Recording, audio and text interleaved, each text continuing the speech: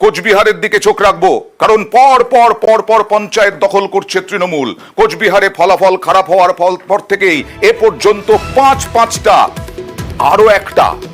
আরো একটা পঞ্চায়েত দখল করলো বিজেপি।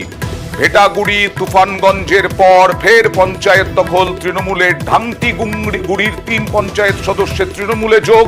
তৃণমূলের আসন সংখ্যা বেড়ে দাঁড়ালো 12।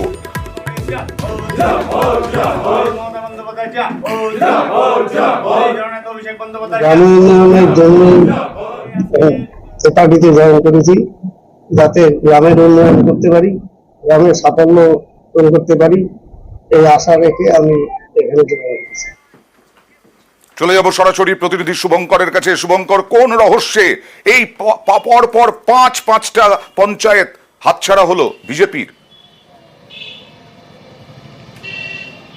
হ্যাঁ অয়নদা, দেখো, গত পঞ্চায়েত নির্বাচনে 2023 সালের পঞ্চায়েত নির্বাচনে কোচবিহার জেলার 128টি গ্রাম পঞ্চায়েতের মধ্যে 24টি গ্রাম পঞ্চায়েতের দখল নিয়েছিল বিজেপি।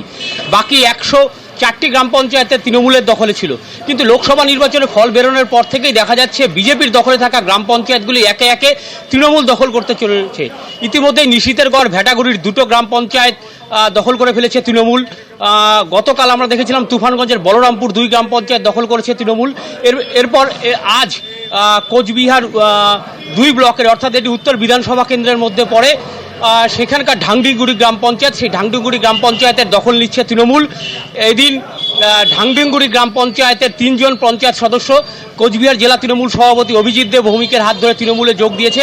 এর ফলে এই গ্রাম পঞ্চায়েতের তৃণমূলের আসন সংখ্যা 23টি আসনের মধ্যে পর হাতছাড়া হচ্ছে পঞ্চায়েত। বিজেপির কি বক্তব্য? যোগ দেওয়ায় এদের এবার তৃণমূলের আসন সংখ্যা হয়ে গিয়ে দাঁড়াচ্ছে 12 এবং বিজেপির 11। এর ফলে কার্যত বলাই যায় যে ঢাংডিগুড়ি গ্রাম পঞ্চায়েত এদিন তৃণমূলের দখল নিল। আচ্ছা, বিজেপির বক্তব্য চলে এসেছে, আমরা বিজেপির বক্তব্য দেখাবো। তার আগে তৃণমূলের সভাপতি, জেলা সভাপতি কি বলছেন একবার দেখাই। মোট আসন ছিল 23টি, তার মধ্যে আমরা পেয়েছিলাম 9, বিজেপি পেয়েছিল 14টি। আজকে 3 জন বিজেপি পঞ্চায়েত তারা আমাদের দলে যোগদান করছেন। এগুলোতে আমাদের গ্রাম পঞ্চায়েতের মেম্বার সংখ্যা 12 হলো এবং বিজেপি 11 হলো। আর বিজেপির বক্তব্য, এই সব করছে তৃণমূল অগণতান্ত্রিক ভাবে এরা ভয় দেখিয়ে পুলিশের মারফত এরা আমাদের পঞ্চায়েতদের তুলে নিয়ে যাচ্ছে এবং এরা প্রাণ ভয়ে ভীত হয়ে বাধ্য হচ্ছেন তৃণমূল কংগ্রেসে যোগদান করতে। আমরা প্রয়োজন পড়লে আইনি পথে যাব, আমরা এর শেষটা দেখে ছাড়ব।